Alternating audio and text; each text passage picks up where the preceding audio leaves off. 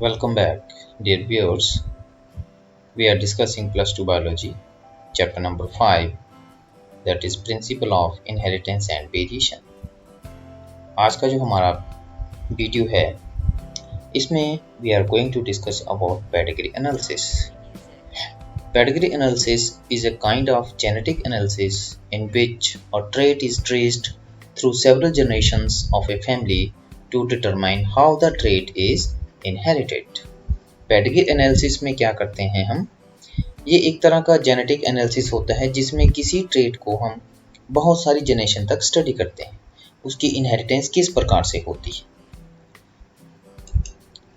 जो pedigree analysis है, it is carried out for studying inheritance of human traits because the common Mendelian experiments can not be carried over human beings. अब जैसे जो common Mendelian experiments हैं वो human being के ऊपर हम नहीं कर सकते because there are so many reasons. First one is generation period is long in human beings, 20 to 25 years. In many cases human traits are influenced by number of factors. कई traits ऐसे हैं जिनको बहुत सारे factor जो हैं वो influence करते हैं. A scientific worker can easily study human inheritance for not more than 2 to 3 generations. Then progeny of a couple is small.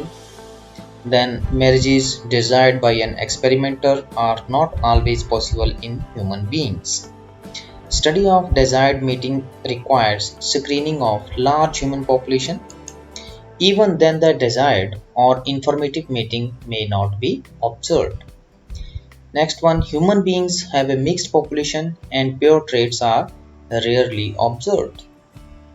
Then marriages are not planned so that there is regular mixing of traits coming from unconnected families. So therefore, pedigree analysis is carried out in order to ward off possible disasters due to picking up of harmful genetic defects like recessive hemophilia, deaf mutism, birth blindness, color blindness, thalassemia, alkaptonuria, phenylketonuria, sickle cell anaemia etcetera. तो ऐसे जो disorders हैं उनकी जो possibility है genetic disorder, जो pedigree analysis है उससे हमें पता चल जाता है कि ये डिसऑर्डर होने की पॉसिबिलिटी है या नहीं है। अगर पॉसिबिलिटी है तो हम मैरिजेस को उनको हम रेगुलेट कर सकते हैं। In pedigree analysis the following points are to be kept in mind. First one is inheritance of genes follow Mendelian principle. जो मेंडल के प्रिंसिपल हैं उनको फॉलो करते हैं जो जीन्स होती हैं इनमें। There are linkages and crossing overs, linkage और क्रॉसिंग ओवर दोनों होती हैं। As the results to be predicted on hypothetical mating the principle of probability and chance of difference are always taken into consideration. तो इसमें principle of probability और chances of difference जो है उनको हम कंसीडर करते हैं क्योंकि ये हाइपोथेटिकली है। Various alternatives are thought and eliminated. अलग अलग जो possibilities हैं उनके बारे में सोचा जाता है। A trait can appear in a child though it may be absent in both the parents. कई बार ऐसा होता है पेरेंट्स में trait absent होता है लेकिन वो आगे बच्चों में appear हो जाता है। However, if both the parents have a trait, especially recessive one, the child is liable to have the same. अगर पेरेंट्स में दोनों में वो trait है, खासकर अगर वो रिसेसिव है तो पॉसिबिलिटी है कि चाइल्ड में वो हो। Recessive traits appear more commonly in families where close or cousin marriages are practised. तो जो रिसेसिव ट्रेट हैं वो उन फैमिली में ज़्यादा अपीयर होते हैं जिनमें क्लोज रिलेटिव्स में जो मैरिजेस हैं वो की जाती हैं। If pedigree analysis is in one case does not give clear possibilities then similar pedigree analysis for others are studied. Then यहाँ पर हम देख सकते हैं जो पेडिग्री एनालिसिस है इसमें हम अलग अलग जो सिंबल है वो यूज करते हैं। इस डायग्राम के माध्यम से हम देख सकते हैं यहाँ पर ये एक स्क्वायर जो है इट रिप्रेजेंट्स मेल, जो राउंड है सर्कल है it represents female, line between square and circle indicates marriage और मेटिंग। फिर आगे जो क्रॉस लाइन है इसके आगे जो लाइन लगाकर हम ये आगे progeny parent and their children आगे हम इनको एक्सप्रेस करते हैं। ये डाइजाइगोटिक हैं, नॉन आइडेंटिकल ट्विन्स हैं, और ये मोनोजाइगोटिक हैं, आइडेंटिकल ट्विन्स। आइडेंटिकल ट्विन्स का मतलब है एक ही जाइगोट से वो, एक ही जाइगोट की स्प्लिटिंग के कारण वो बनते हैं। इस अगर ऐसा सिंबल है तो उसमें सेक्स अनस्पेसिफाइड है। 2 या 3 number of children of sex indicated है। अगर शेडेड पोर्शन है, ये स्क्वायर शेडेड है या सर्कल शेडेड है, तो वो अफेक्टेड इंडिविजुअल होगा। अगर हाफ है तो वो हेटेरोजाइगस कंडीशन है ऑटोसोमल रिसेसिव के लिए। अगर बीच में डॉट है तो carrier of sex linked recessive है। अगर ऐसी लाइन है ऑब्लिक तो डेथ है वो।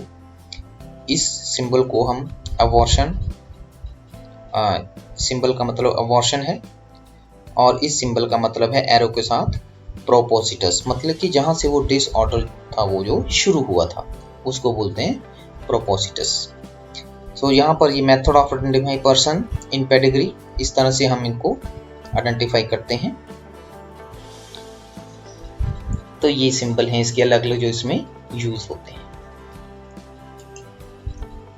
अब यहाँ पर हम देखेंगे एग्जाम्पल है एक पेडिग्री चार्ट जो है, ये ऑटोसोमल रिसेसिव ट्रेट का है। ये फॉर एग्जाम्पल यहाँ फिनाइलकीटोन्यूरिया का लिया गया है।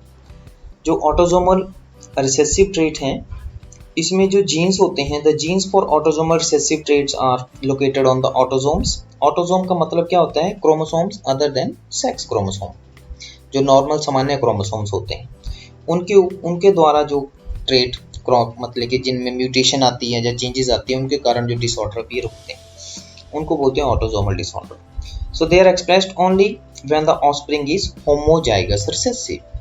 ये अपीयर तभी एक्सप्रेस होगा अगर जो इंडिविजुअल है वो होमोजाइगस रिसेसिव होगा। The heterozygous individual are the carriers of the disease and homozygous dominant are normal. तो इसमें जो हेटेरोजाइगस इंडिविजुअल्स होते हैं वो कैरियर होते हैं डिजीज के, जीन तो उनको होता है लेकिन वो सफरर नहीं होते हैं, कैरियर होते हैं। सफरर तभी होगा जब वो होमोजाइगस कंडीशन में आएगा, और जो होमोजाइगस डोमिनेंट है वो नॉर्मल होते हैं। तो इस प्रकार से हम यहाँ देख सकते हैं। अगली एग्जांपल जो है उसमें हम pedigree chart of autosomal dominant trait, ये डोमिनेंट ट्रेट है जैसे मायोटोनिक डिस्ट्रोफी है। इसमें क्या होता है, इसमें भी जो जीन्स होते हैं वो ऑटोसोम के ऊपर लोकेटेड होते हैं। They are expressed even when they are present in heterozygous condition. अब चूंकि ये डोमिनेंट ट्रेट है, ऑटोसोमल डोमिनेंट ट्रेट है, तो हेटेरोजाइगस कंडीशन में भी ये जो ट्रेट है ये अपने आप को एक्सप्रेस करेगा जो डिजीज्ड होगा। इन केस ऑफ जैसे मायोटोनिक डिस्ट्रोफी है, the trait is present in mother due to presence of heterozygous one dominant and one recessive gene. The trait can appear in progeny which are heterozygous. तो उसमें जो heterozygous progeny होगी उसमें ये trait appear होगा।